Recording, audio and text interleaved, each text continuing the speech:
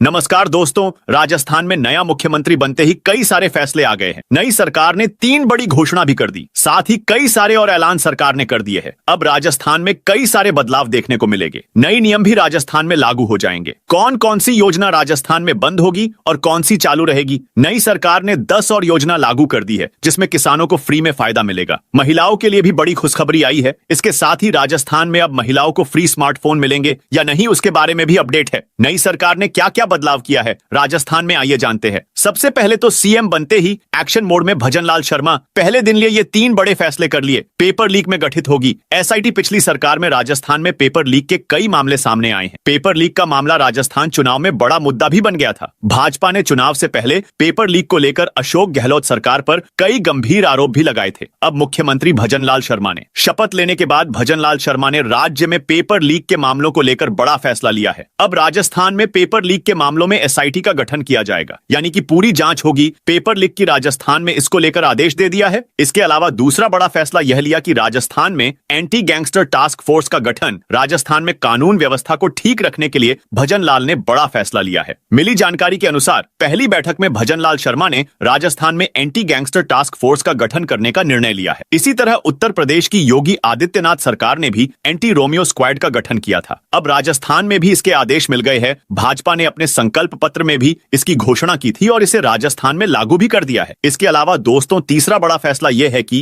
केंद्र की योजनाओं के लिए कमेटी। भजनलाल शर्मा ने केंद्र सरकार की योजनाओं को लेकर भी एक बड़ा फैसला लिया है। मिली जानकारी के अनुसार केंद्र सरकार की योजनाओं का लाभ अंतिम व्यक्ति तक पहुंचाने के लिए एक मॉनिटरिंग कमेटी का गठन किया जाएगा, यानी कि यह कमेटी पूरी जांच करेगी कि केंद्र सरकार की योजना का फायदा लोगों को मिल रहा है या नहीं। इसके अलावा दोस्तों, राजस्थान में पुरानी योजनाओं के नाम बदले जाएंगे और कुछ योजना बंद भी होगी। सबसे पहले स्मार्टफोन योजना के बारे में आपको जानकारी बताओ तो इस योजना में अब बची हुई महिलाओं को स्मार्टफोन नहीं मिलेंगे, क्योंकि यह योजना कांग्रेस सरकार ने चलाई थी और अब राजस्थान में भाजपा की सरकार बन गई है, इसलिए यह योजना बंद हो सकती है। लेकिन भाजपा इस योजना को बंद करके ऐसी ही दूसरी योजना लागू कर सकती है। पहले भी ऐसा होता आया है, जैसे भामाशाह की जगह राजस्थान जन आधार योजना आई थी। ऐसे ही स्मार्टफोन की योजना पर भी भाजपा दूसरी योजना ला सकती है या फिर इसे बंद कर सकती है। दोस्तों, आप इस वीडियो को कौन से जिले से देख रहे हैं, कमेंट करके बताइए। इसके साथ ही भाजपा पुरानी योजनाओं के नाम बदल सकती है, जैसे कांग्रेस सरकार ने 2018 में भाजपा की कई सारी योजना के नाम बदले थे। जैसे गहलोत सरकार ने सत्ता में आते ही सभी सरकारी दस्तावेजों से पंडित दीनदयाल उपाध्याय की तस्वीर हटवा दी थी। गुरु गोलवलकर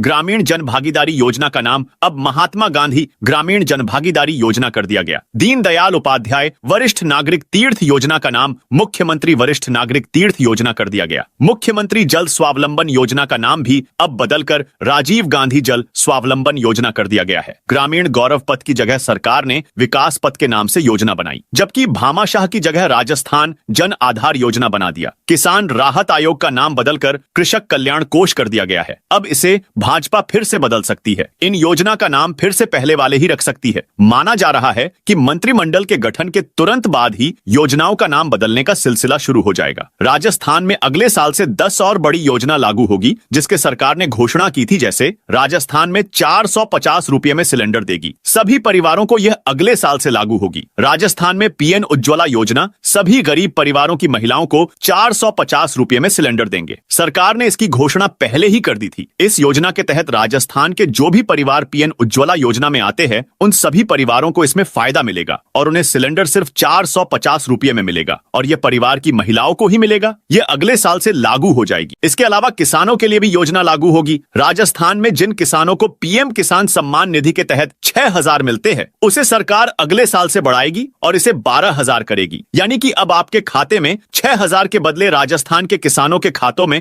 12,000 साल के आएंगे। इसके बारे में भी सरकार ने घोषणा की थी। यह भी 2024 में लागू होगी। अगर आप भी एक किसान हैं, तो आपको भी अब इसमें डबल फायदा मिलेगा। यह योजना केंद्र सरकार की है, लेकिन राजस्थान में सरकार ने घोषणा की थी कि इस योजना में वो बदलाव करेगी और किसानों को डबल फायदा देगी। 6,000 राज्य सरकार अपनी तरफ से किसानों के खातों में डालेगी। इसके साथ ही किसानों को एक और बड़ा फायदा देगी नई सरकार। गेहूं की फसल को न्यूनतम समर्थन मूल्य के ऊपर बोनस देकर 2700 प्रति क्विंटल करेंगे, यानी कि किसानों को सरकार न्यूनतम समर्थन मूल्य के ऊपर बोनस देगी। इसके 1 क्विंटल पर 2700 रुपए आएंगे। न्यूनतम समर्थन मूल्य के ऊपर के बोनस के रूप में माने जाएंगे। जैसे 2200 रुपए प्रति क्विंटल गेहूं है, तो उसमें सरकार आपको 500 रुपए बोनस देगी, यानी कि सरकार किसानों को 1 क्विंटल पर ₹2700 देगी, जिससे किसानों की आय में विस्तार होगा और किसानों को फायदा होगा। यह भी राजस्थान में 2024 में लागू होगा। इसके बारे में सरकार ने अपने संकल्प पत्र में बताया था कि उनकी सरकार बनेगी तो वो किसानों को यह फायदा देगी। अब नई सरकार जल्द ही इसे लागू कर सकती है। इसके अलावा दोस्तों, प्रदेश के युवाओं को